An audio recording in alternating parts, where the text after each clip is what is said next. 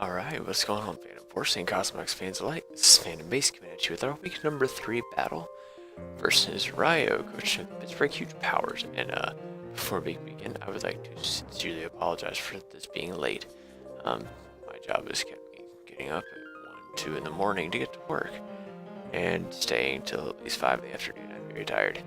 I have not slept much, so the time I do sleep would be normally the time I'm recording. Or the time I'm recording is now the time I sleep. So, let me go ahead and preface this by saying, some of the mods you see on here, this will be their last appearance on the Cosmogs team. I'll make an announcement after this video, and we'll go into my, changes at the end of this. Rather than making a separate transactions video, I'm just gonna add it to the end of this video. So, anyway, for this week, to go kind of a quick overview, we have a choice Scarf type Dragon, a especially defensive Mega, or mixed defensive, primary especially defensive Mega Autono. We've got a physical defensive Rocky Helmet Toxapex. We've got a bulky Calm Mind Necrozma.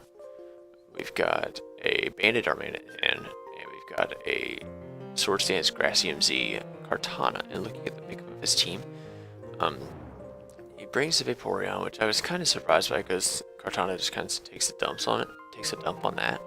But everything else I expected. Rotom is a good switch into Kartana, a decently good switch into Kartana. Meteor's a threat. Lopunny's a threat. Zygarde, the three main threats that I prepared for are that I was kind of scared over here. So anyway, let's go ahead and hop into this battle. My lead of choice is Scarf type Dragon because when in doubt, lead your Scarfer. I really didn't know what I wanted to lead this match, so come on, load for me. There we go. Alright, here we go.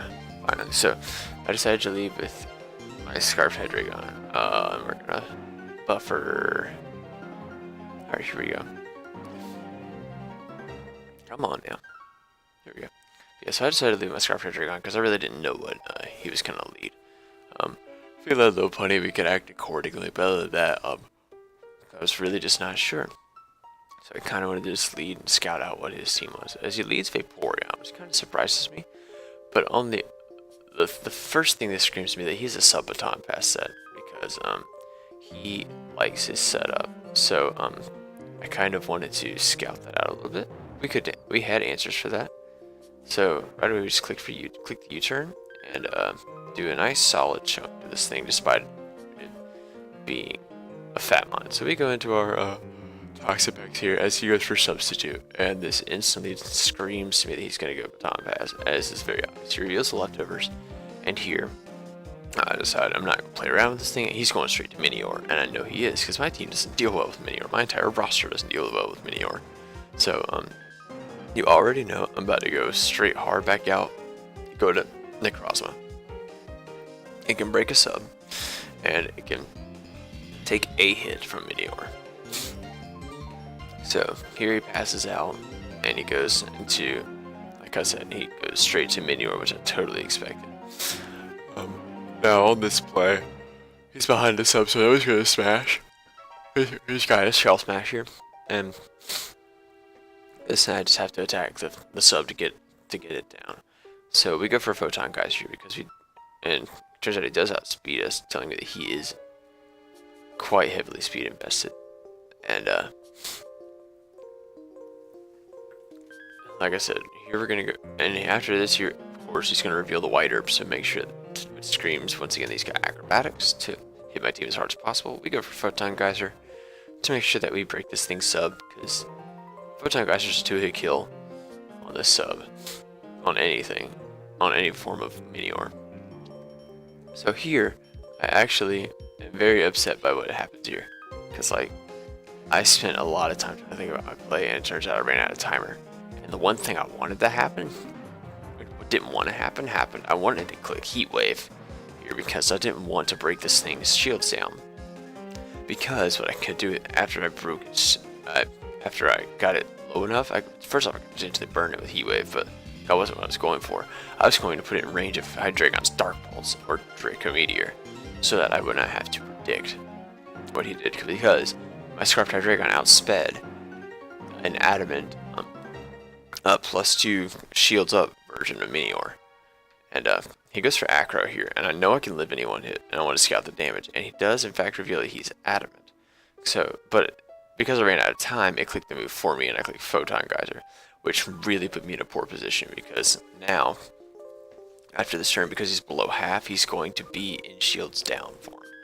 So he's going to be a base 120 speed over base 60, and he's going to be a +2 everything. And I just had to sack it across me here. I didn't have a choice. So my next play, 100%, was to go. I believe I go straight to Toxapex here to click Haze. Yeah, that's exactly what I do. I go to Toxapex here, and I'm going to click Haze, because I can live any hit from this thing. I know he has Earthquake. He has to have Earthquake. And even in this form, he cannot kill me with an Earthquake. And we do live on a decent chunk of health, and we click Haze. And so now he's going to, I think he's going to go for Earthquake again, which is very nice. So I can pivot out here, get my Regenerator back a little bit, and go into Autono. So I can kind of scout more of his set and see what he goes for. He does go for Dazzling Gleam though, telling me he's going to try to catch my Hydreigon on the switch, which makes sense. But Autono is a better pivot there because it covered him going for that. Also covered him going for another Shell Smash, as a Dazzling Gleam from this range killed him. So here I click, he goes for Shell Smash, and I clicked Yawn here because I wanted to force him to either switch out or stay in and take a chunk, or stay in and die to my Autono. So here I click Yawn. I think, okay, he's forced to switch here, so I'm going to click Wish to get my health back up on either Autono or something else. But he stays in and goes for Acrobatics. Like, okay, he thinks he can kill me, but Autono is so fat. Let me click Wish here, as thankfully the Yawn kicks in and he goes to sleep. And because he has emergency sleep turns, he is guaranteed to be asleep still. So we click Dazzling Gleam here just to kill this thing off, or hit hard or whatever else is going to come in. And thankfully he stays in, so we kill off this threat. The biggest threat to our team is down. Everything else I have a switch in for, because thankfully everything else I have a switch in for. So here he goes into Vape again, and I'm not playing around with this thing, not this time. So we go hard back out into Hydreigon, because I know he's going to go for a sub again. But this time we're going to make sure that he cannot pass out a sub. So here's where I actually realized he had leftovers. I wasn't paying attention the first time around during the battle. Okay, but here I decided I'm going to click Dark Pulse, because I want to bust the sub before he passes. Which is great, because I cannot have that thing setting up in my face, or passing the sub in my face, especially when I know now he's forced to go to Clefable to check me. Whereas here he probably could have gone to Zygarde and clicked Dragon Dance, even though that doesn't do him any good because of Scarf. But he goes to Clefable here, and so my switch, I decide here that I'm going to make an aggressive switch, knowing he's going to try to set up, because Clefable can set up on this Scarfed Hydreigon, but Scarfed Hydreigon, what Clefable can set up on in Scarfed Hydreigon, my Darmanitan capitalizes on, because my Banded Darmanitan still 2-hit KOs +1 into +2 Clefable, as he does go for Cosmic Power. Which tells me that he's more than likely got Sword Power, but that also means he's not Calm Mind, which means he's not going to be hitting any harder, or at least significantly less harder. So we're going to click Flare Blitz here, and you're going to see this ridiculous damage. A +1 Clefable takes like 70% from a Banded Flare Blitz, and he goes for Cosmic Power again. So this Clefable has actually done nothing this match, which is fantastic. We can definitely breathe easier once this thing is dead, and Hydreigon just goes ham once this Clefable is down. So Hydreigon's only other roadblock in this match is going to be that Lopunny. That's just because it's got the Fighting Stab and Fake Out and such. So he goes into Zygarde here, and I'm thinking, okay, I'm going to force this thing to attack me. So I click Flare Blitz again on his predicted Dragon Dance, because I'm pretty sure he's Adamant, which means I can outspeed him because I'm max speed Jolly. And we do 55% with this dang Flare Blitz, telling me that he has no bulk investment at all. He just went max, which makes sense because, you know, Scarf Darm is a thing, and he knows he can live one hit. But I wanted as much damage on this thing as possible, and I forced him to go for 1,000 arrows, because now that I've proven I can 2-hit kill him, he's forced to attack me here. Which means that because he's forced to attack me here, my Hydreigon is a guaranteed switch in. Because my Hydra is a guaranteed switch in, we can go in and just click Draco Meteor and kill this thing. And thankfully, we do connect Draco Meteor, and we come in here and we drop Draco on this thing's head, and Zygarde goes down. Thankfully, Scarfed Hydreigon is coming in clutch. This is why you should always bring if you have a dragon, bring your Scarfer this faster than the setup mon, so that you have something, or faster than the Dragon Dance, so that you have something that can check it. Anyway, we're gonna switch out here, and we're gonna go hard on our Toxapex because this is our best answer to this low bunny. We're gonna sack off Toxapex here in order to get some chip damage. Worst comes worst, he clicks return and kills us, and we get 16% off. But what I really was hoping for is he would go for Fake Out first. That way he could, here he goes for Power Up Punch, and that's just as good to me because he's gonna take necessary helmet chip. Even though he's a +1, it doesn't matter. We can easily. I click Haze here on the option because he doesn't kill me with a +1 return, which he's guaranteed to, so it doesn't matter.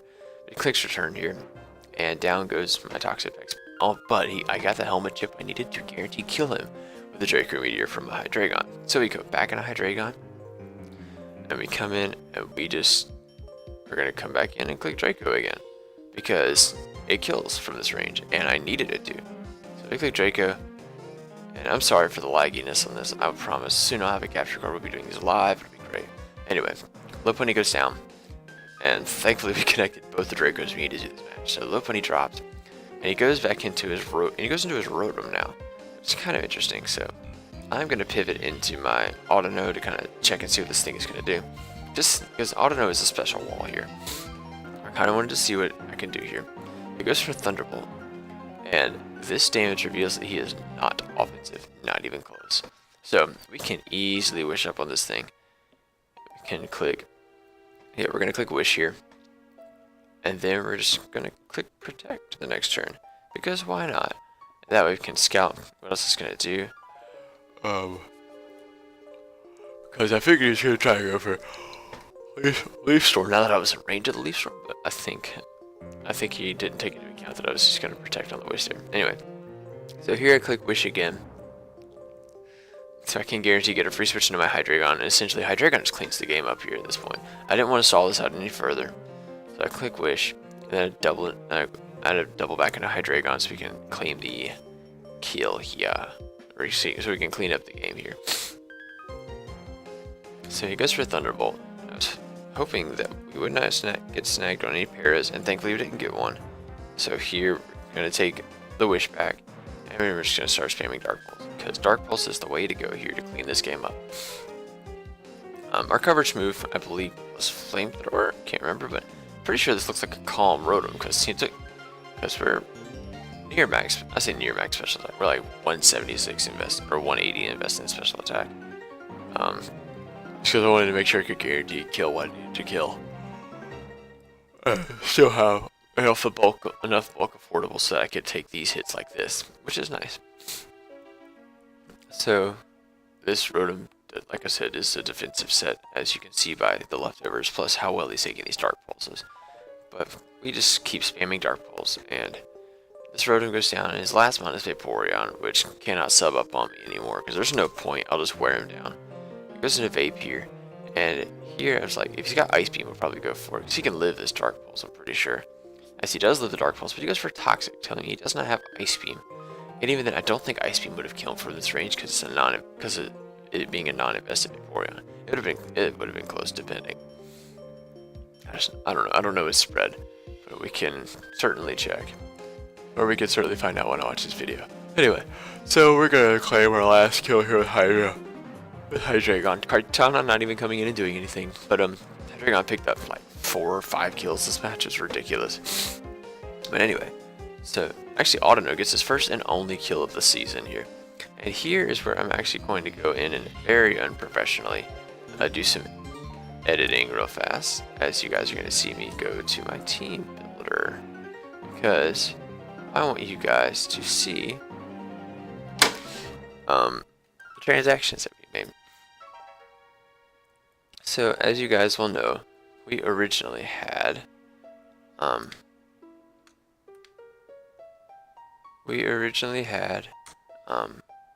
Autono, Darmanitan, and Donphan. However, now that we have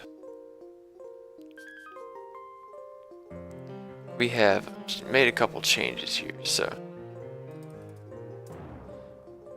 instead of, give me just a second.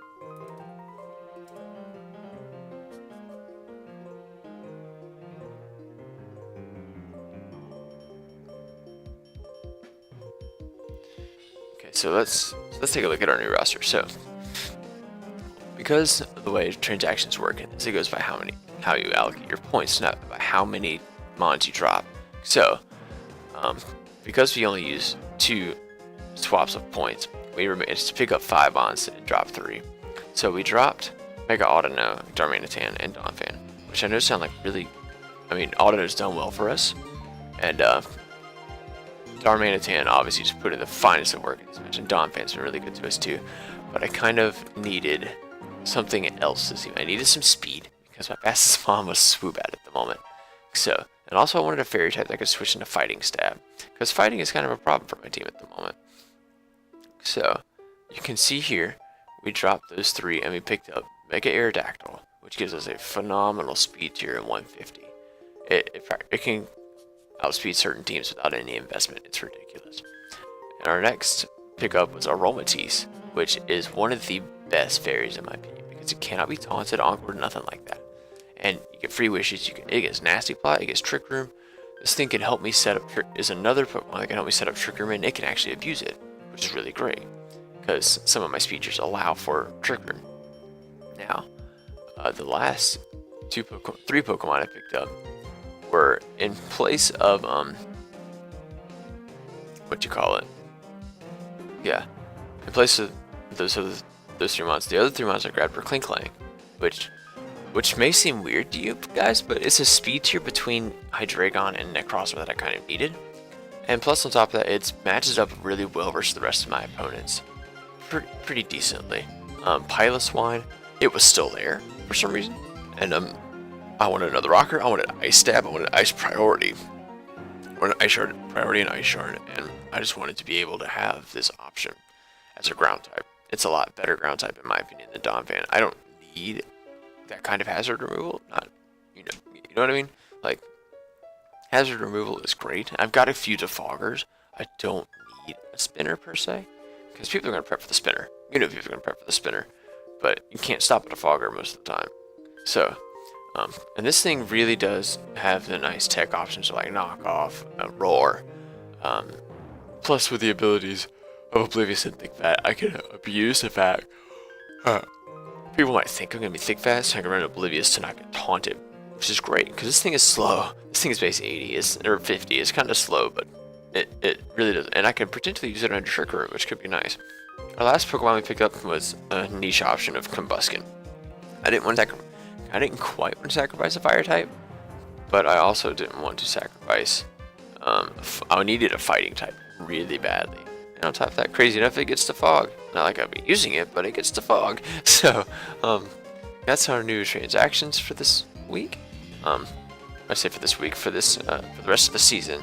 I think, based off our points, we actually have one more transaction, I want to say. We did change Z eligibility, by the way.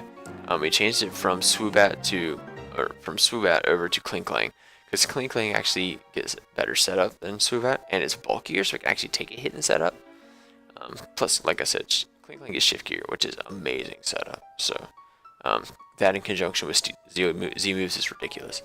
Anyway, so meet the new roster of the Cosmogs. Your Cosmogs are now 3-0. Thank you guys so much for all your support. And if that's all it's been for me, this is Fan Base. I will catch you guys next time. Next week? Okay, before we do that outro is almost perfect, but I want to discuss this next. Next week, our opponent is by far probably going to be one of the toughest. Is Jacob, as always, one of my best friends, if not my best friend in the community. He and I know how each other prep really well. He is a phenomenal battler, a phenomenal builder. But we are in each other's head all the time. We constantly are thinking, brainstorming plan teams a lot. So this could present a problem when it comes to building. So it's gonna be tough. It's gonna be fun. And I hope you guys are hyped for a really, really good match next week. So thank you guys again for watching. I'll catch you guys next week. As for the team builder on, I'm gonna try to have that up on Saturday. Bye guys.